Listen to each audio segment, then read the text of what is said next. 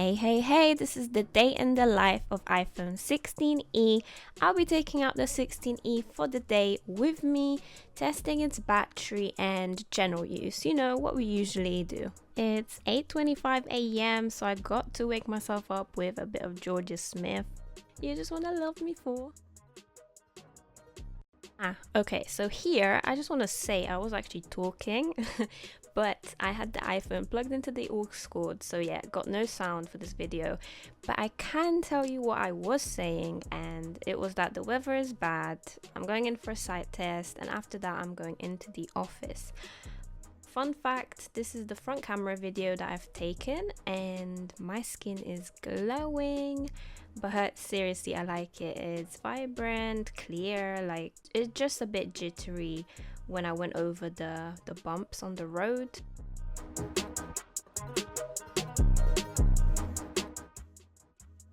Here we have a beautiful ancient town filmed on the 16e back camera. After my sight test, I was looking for glasses but didn't find any, so the search continues.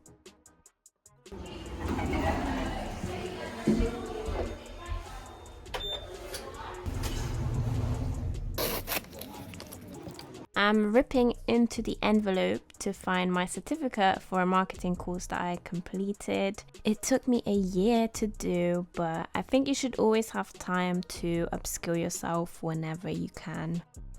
I keep tapping on the screen because there is no always on display on the 16e. I just get in a panic. I'm like, is this phone still alive? Like, still breathing? What's going on? I don't recommend not having a phone case because even though it's advertised as drop tested, tough, it can get pretty ugly, can get scratches, even though it looks so nice without it. Let's have a little scroll on Instagram, and oh look at that iPhone 16e ad. Little do they know. The display is cool. Super Retina XDR display. It's vibrant, sharp colors, just like on any other iPhone. The nozzle at the top does slightly catch my attention though, and can't forget to mention about the existence of the notch too.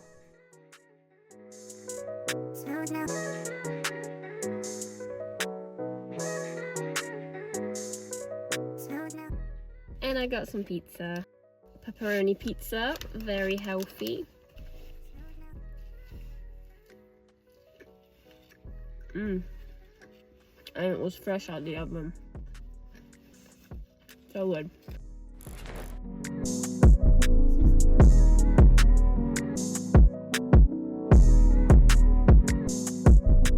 I found out you can get up to 6 times zoom, so it doesn't go far, and it does get blurry pretty early on, but it does keep the vibrant colors going.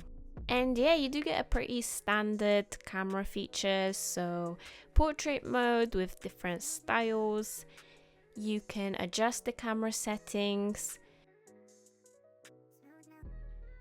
I have different filters and I like it, it's all very subtle.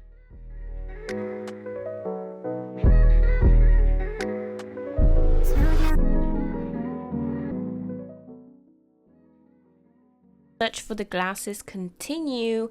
I'm scrolling through the Safari with the 60 Hz refresh rate, and it is annoyingly slow and not as smooth as what you'd get in 120 Hz.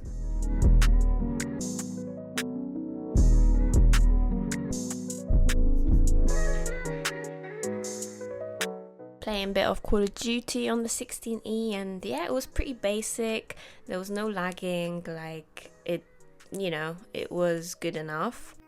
The display is good, the phone didn't overheat. I mean, I only played for 10 minutes, but yeah, it's pretty standard if you want to fill your time up with gaming.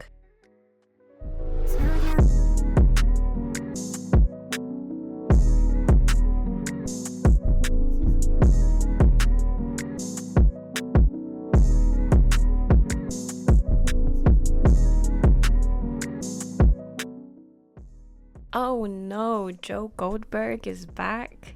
I thought it would be like the end of him now, but yeah, they're carrying it on. So who's excited for the next season of You? Oh yeah.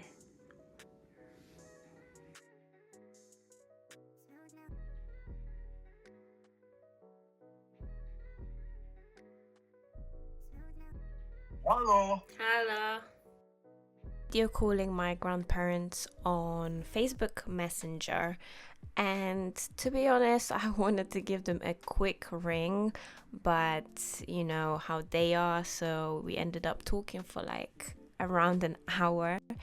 And I was really surprised at the 16E battery because I thought it was like going to die on me at that time, but no, like it literally lasted a long time, and also the phone didn't get warm at all. So yeah, I'm really impressed with the battery life, especially on video calls, because usually it takes so much battery from video calls.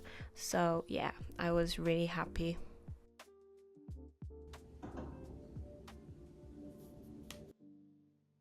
It was now around 10 p.m. and I was so burnt out at this point. So I was just like, let me jump into bed and watch some Netflix. Overall, the battery on iPhone 16e exceeded my expectations, and the total screen time for the day was 3 hours and 30 minutes. And I know that's quite low, but during the week, I don't really use my phone that much. Like, there's not much for me to do unless I have like a specific task, but literally that day I just had nothing going on, so I just used it minimally. And I also use my other devices like my MacBook or my iPad, so, or even my TV, so I didn't really need to use my phone that much for like entertainment purposes, except using social media.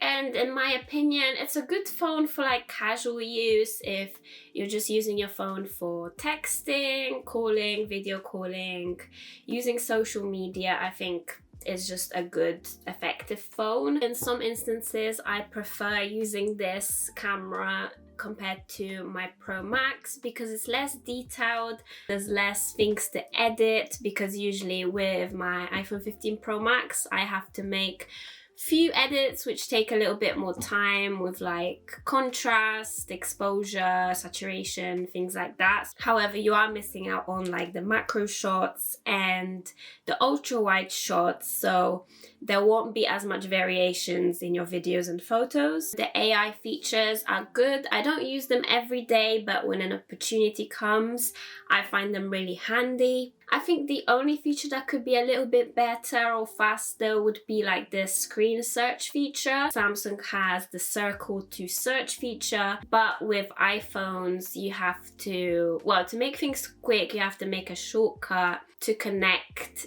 the screen search feature. So it takes slightly longer than Samsung circle to search features.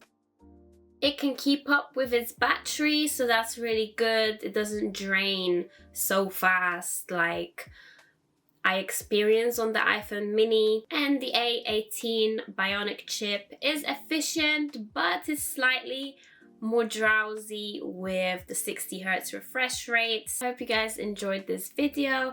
Don't forget to leave a like and subscribe, and I will see you guys in my next video. Bye!